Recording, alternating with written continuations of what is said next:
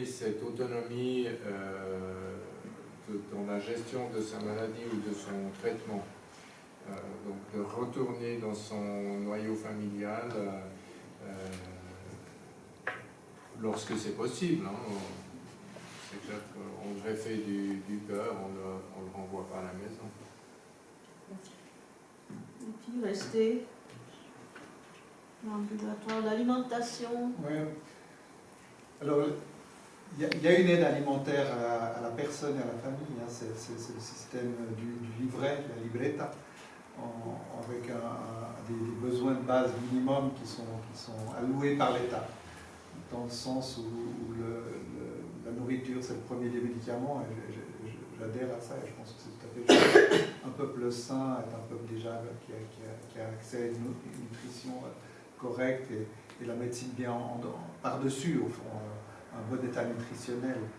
Alors ça ne couvre pas tout, hein, on est d'accord, c'est une aide partielle, mais c'est quelque chose qui existe depuis 60 ans, et c'est quelque chose qui existe toujours aujourd'hui, où il y a une distribution de riz, d'huile, de poulet, à l'aide de ce livret.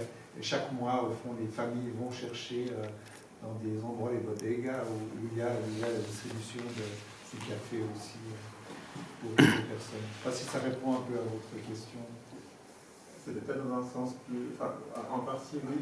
Parce que, comme vous dites que Cuba a beaucoup souffert de la pandémie au niveau du tourisme et de l'activité, je me demandais, vu qu'il y a eu cette tendance d'esprit d'investir dans l'éducation et puis dans les soins, s'il y avait aussi cet effort qui serait fait pour que, voilà, au niveau de production de céréales ou je ne sais quelles autres denrées, ils puissent avoir, disons, assez pour qu'ils aient une autosuffisance alimentaire. Je ne suis pas économiste de l'agriculture, mais je pense qu'on est vraiment à la limite là. L'impression que j'ai, c'est que la situation est tendue au niveau de l'alimentation.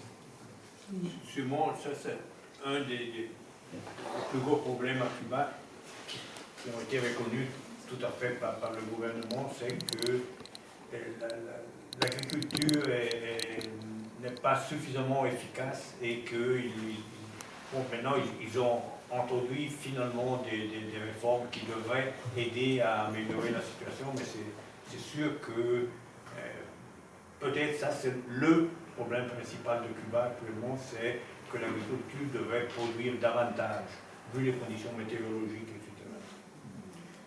C'est une agriculture surtout basée sur le sucre, la canne à sucre, et on vendait le sucre à la Pologne essentiellement, et on avait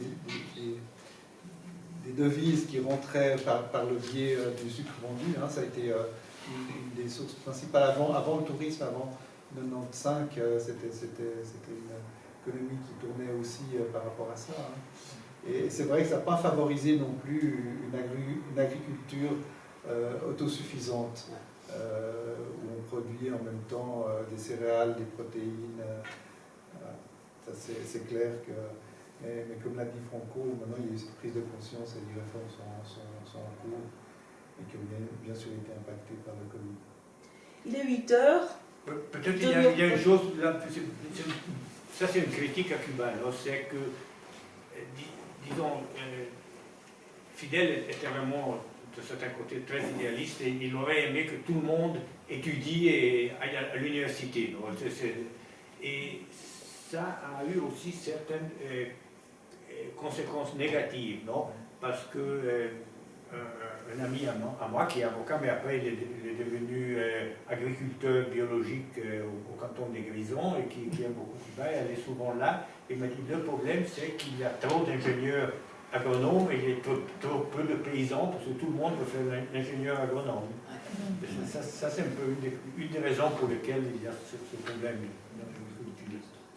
Donc avant que Franco nous parle en courant, j'aimerais passer la parole aux jeunes POP, que d'ailleurs on aimerait beaucoup remercier, parce que c'est eux qui ont préparé l'apéro. Vous allez tous après vous joindre et finir vos discussions.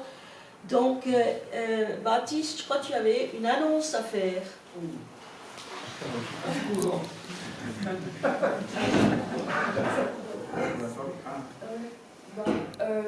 Monsieur Cavalli, ici présent, pourra confirmer, mais le 12 mai, on aura une conférence du professeur Cavalli dans le cadre d'une campagne pour des soins de proximité dans le canton de Fribourg. Donc une initiative qui a été lancée, qui a abouti, et maintenant on a reçu tout récemment le retour du Conseil d'État. Donc il va y avoir un contre-projet, et puis on va lancer gentiment la pré-campagne et puis la campagne pour donc des hôpitaux de proximité, des services d'urgence de proximité dans le canton de Fribourg.